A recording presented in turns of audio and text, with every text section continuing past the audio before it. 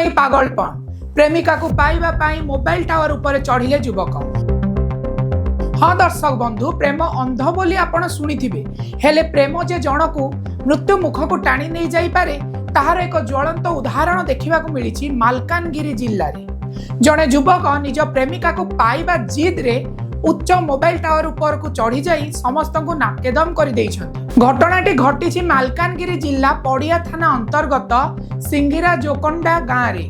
सेही गाँव 30 वर्षीय युवक आडाम माकदामी ए भी 7 ग्रामर जड़े युवक भल पाउथिले। सेही कारणरू प्रेम रे विफल हेबा परे से आत्महत्या करिबा उद्देश्य रे गाँव रे थिबा एक उच्च मोबाइल टावर ऊपर को चढ़ी जाइथिले।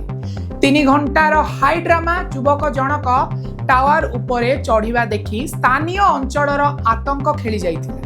खबर पाई अग्निशम बाहिनी घटनास्थल रे पहुंचीथिले। दीर्घ 3 घंटा कठिन परिश्रम एवं बुझासुझा परे अग्निशम कर्मचारी माने युवक को सुरक्षित भावे तळकु उल्हाइथिले। वर्तमान पुलिस घटनास्थले पहुंची तदंत करिसंती। प्रेम रे एभली जणे निज जीवन को हारि देई पारे देखिले आश्चर्य लागुची। Bureau report ST news Odia.